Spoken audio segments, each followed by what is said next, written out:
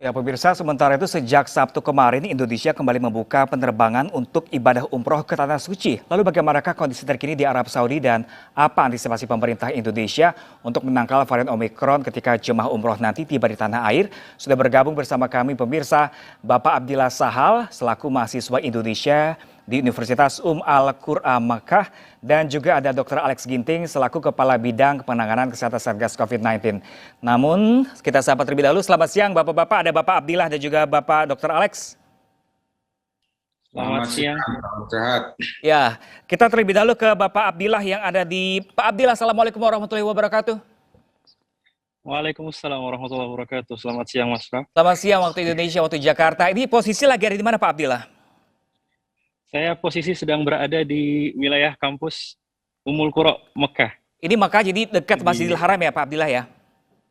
Iya, dekat sekali. Nah, ini Mas. kondisi terkini di Arab Saudi, apalagi terkait kasus COVID-19, seperti apa di Arab Saudi, Pak Abdillah?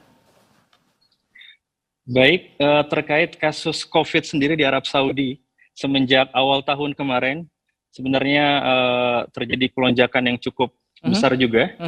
Di tanggal 1 Januari itu terdeteksi ada 846 kasus harian. Kemudian di hari berikutnya bertambah menjadi 1.700 kasus per harinya. Hingga hari ini tercatat di Kementerian Kesehatan Arab Saudi terdapat 3.460 kasus harian itu untuk hari kemarin. Dan untuk di Makkah sendiri kasus hariannya mencapai di angka 380 per hari. Jadi Seperti artinya itu, Mas. hingga hari ini masih terjadi kelonjakan kasus COVID-19 di Arab Saudi, seperti itu? Iya, intinya masih terjadi kelonjakan COVID yang sebelumnya juga di sini sudah dilonggarkan proker ya. Prokesnya seperti masker sudah tidak wajib dipakai lagi sebelumnya, sebelum awal tahun.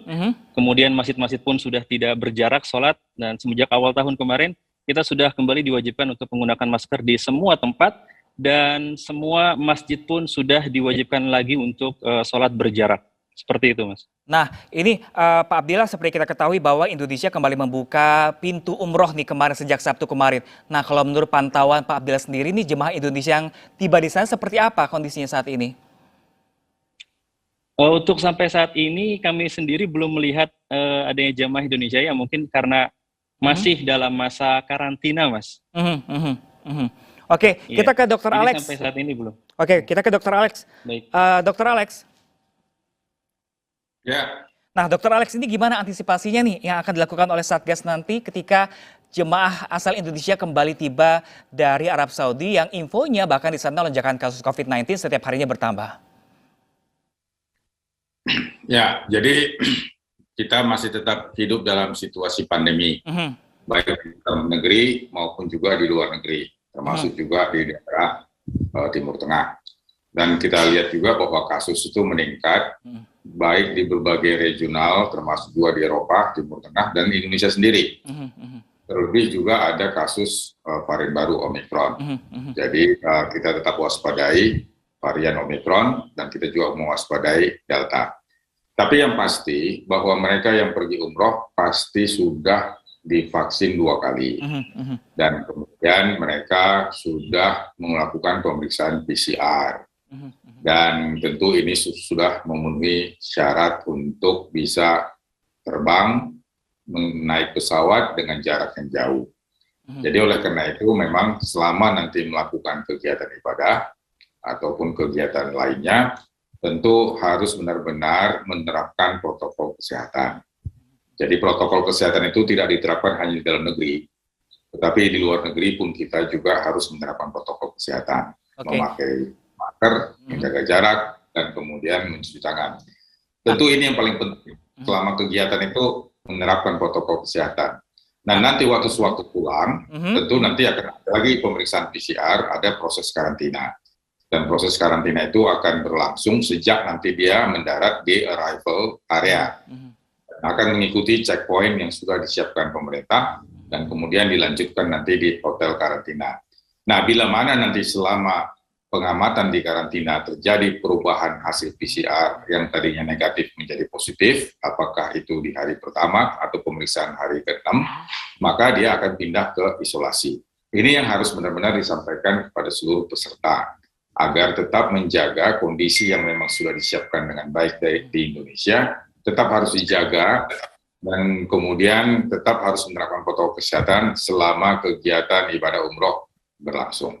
Nah, Pak Alex, nanti untuk tiba kembali ke tanah air ini karantinanya akan berbeda nggak dengan karantina dari luar negeri lainnya? Ya, tetap akan dilaksanakan karantina sesuai dengan prosedur yang sudah diatur di SK Satgas 02 dan Surat Edaran Satgas tentang Protokol Kesehatan Perjalanan Luar Negeri 01 tahun 2022.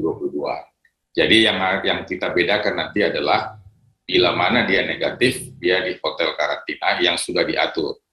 Soal nanti secara teknis mereka nanti sebagai satu kelompok, ini nanti akan diatur kemudian. Yang kedua adalah kalau misalnya di antara mereka ada yang reaktif, ada yang positif, ini yang harus dipisahkan. Jadi ini harus dipahami oleh masyarakat walaupun dia satu kloter, kalau nanti kemudian dalam pemeriksaan itu ada yang sakit dan bergejala, atau PCR SGTF-nya misalnya positif, maka itu harus dipisahkan. Dan mereka yang sebagai kontak erat tentu akan dilakukan tracing secara khusus. Kita kembali lagi ke Pak Abdillah di Makkah. Pak Abdillah. Ya. Nah, Pak Abdillah, di Mekah sendiri varian Omikron sudah masuk belum, Pak Abdillah, di Arab Saudi? Baik, sampai saat ini pihak Kementerian Kesehatan tidak menerangkan atau tidak mengumumkan secara terang-terangan ya terkait kasus Omikron. Terakhir itu diumumkan di akhir bulan November, memang sudah ada kasus Omikron yang masuk 2 atau sampai 3, dan setelahnya pihak Kemenkes tidak mengumumkan secara terang-terangan terkait kasus Omikron ini. Hanya data COVID secara umum saja, Mas, seperti itu. Nah, kalau untuk sistem vaksin di sana seperti apa, Pak Abdillah, untuk pengetatannya? Oke, baik. Sekarang pemerintah Arab Saudi sedang gencar-gencarnya untuk menyerukan warga agar segera mengambil vaksin booster, karena insya Allah di pertanggal 1 Februari nanti, vaksin booster ini menjadi syarat untuk masuk ke semua pusat perbelanjaan dan perkantoran, Mas. Jadi untuk bagi warga yang belum vaksin booster per tanggal 1 Februari nanti, tidak boleh masuk ke pusat perbelanjaan ataupun perkantoran. Seperti itu, Mas. Nah, kalau untuk jalannya ibadah umroh di sana seperti apa saat ini? Apakah masih dalam jaga jarak kah? Masih pakai masker kah? Iya, untuk umroh sendiri juga sekarang masih diwajibkan masker, dan kembali sebelum umroh itu kita punya aplikasi yang namanya I'tamarna. Jadi untuk warga Arab Saudi ataupun orang-orang yang mukim di Arab Saudi wajib memesan izin masuk umroh terlebih dahulu sebelum masuk ke Masjidil Haram. Ini aplikasi? Sebelumnya itu agak longgar. Aplikasi I'tamarna namanya, Mas. Amarna? Atau Tawakalna dan I'tamarna. Jadi aplikasi untuk mengambil izin akses umroh. Seperti itu. Jadi sebelum masuk Masjidil Haram, Amarna dan Tawakalna, dan ini berlaku juga untuk jemaah asal Indonesia. Nah, untuk jemaah asal Indonesia, karena ini merupakan umroh yang pertama ya, semenjak COVID kami belum mendapatkan informasi, tapi untuk kita yang di sini tetap wajib menggunakan aplikasi tersebut, Tawakalna. Jadi di aplikasi tersebut akan muncul status kesehatan kita, apakah sudah mengambil vaksin dosis pertama, dosis kedua, ataupun dosis ketiga. Seperti itu, Mas. Ini jadi kalau di Arab Saudi sendiri mendorong vaksin booster untuk dosis ketiga. Nah, lalu bagaimana dengan jamaah asal Indonesia baru vaksin kedua ini? Apakah di sana masih bisa beraktivitas? Sampai saat ini masih bisa beraktivitas, Mas. Karena peraturan ini baru akan berjalan di tanggal 1 Februari nanti. Jadi mungkin, ya, seperti itu, Mas. Kita kembali lagi ke Dr. Alex. Dr. Alex. Ya. Nah, Dokter Alex, ini terkait vaksin booster yang mungkin harus segera disegerakan ini. Ini apakah vaksin booster ini menjadi cara efektif untuk menangkal Omikron sebenarnya? Ya, jadi dari berbagai kajian yang telah dilaporkan, memang orang yang divaksinasi 2 kali tidak jaminan bebas dari infeksi. Tetap aja infeksi, dan hampir 80% mereka yang masuk Indonesia dengan Omikron dilaporkan sudah vaksinasi. Tapi dengan dilakukan pemberian booster, nanti akan meningkatkan imunitas. Jadi artinya mereka tidak akan jatuh ke sakit yang berat. Mereka kalaupun bergejala, gejalanya ringan. Oleh karena itu, pemerintah sudah membuat persyaratan untuk vaksin booster. Jadi yang mendapat booster itu adalah usia 18 tahun ke atas, kemudian suntikan vaksin kedua minimal sudah 6 bulan, dan yang ketiga untuk di Indonesia tinggal di kabupaten kota yang telah mencatatkan vaksin dosis pertamanya 70%, dan untuk lansianya 60%. Jadi ingat, level kabupaten kota juga menjadi variabel untuk melihat apakah kita eligible untuk di-booster atau tidak.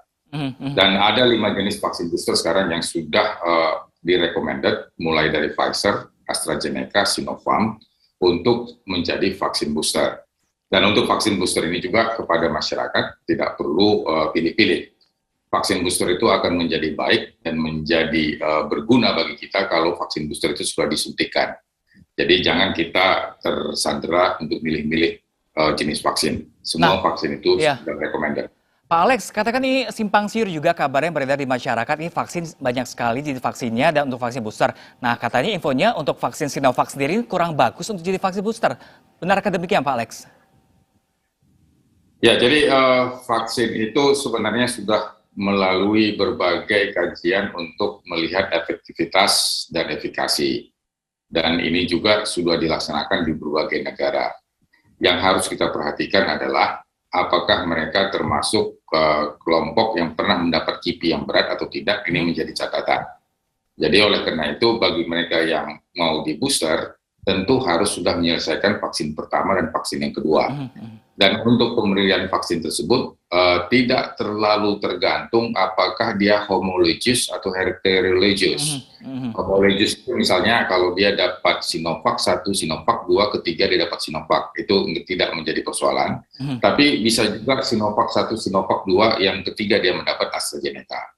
Jadi artinya nanti pemerintah akan memberikan distribusi secara merata ke daerah-daerah yang sudah vaksin dosis pertamanya 70%, dan kemudian untuk lansianya 60%. Dan ingat, ini hanya bisa diberikan bagi mereka yang sudah menyelesaikan vaksin 1, vaksin 2. Tidak mungkin booster kalau mereka hanya vaksin baru sekali. Jadi bagi mereka yang baru sekali melaksanakan booster, harus menyelesaikan untuk vaksin yang kedua. Baru nanti 6 bulan kemudian, baru dia akan bersiap untuk booster. Pak Alex, ini kan kalau untuk Arab Saudi sendiri ini vaksin booster akan dicanangkan digelar pada tanggal 1 Februari nanti. Nah, bocoran mungkin Pak Alex untuk di Indonesia sendiri kapan sih vaksin booster bisa didapatkan? Ya, jadi artinya untuk bocorannya, sebenarnya nggak ada bocorannya, semua terbuka. Bahwa yang menjadi prioritas itu adalah mereka yang comorbid, mereka yang lansia, dan mereka yang dengan imunokompromis. Jadi oleh karena itu bagi lansia yang sudah menyelesaikan vaksin 1 dan vaksin kedua, ini pemerintah nanti akan mempersiapkan fasilitas. Kapan waktunya belum ketahuan ya Pak Alex? Kita akan mulai dari tanggal 12, tentu nanti ini akan secara selektif untuk mencari 12 Januari ini Pak Alex? Ya, Oke, tanggal baik. 12 ini dalam program. Baik, kami tunggu kabar baik untuk vaksin booster. Terima kasih banyak Pak Alex dan terima kasih banyak Pak Abdillah. Sehat terus di Mekah, Arab Saudi. Terima kasih rekan-rekan, terima kasih. Terima kasih.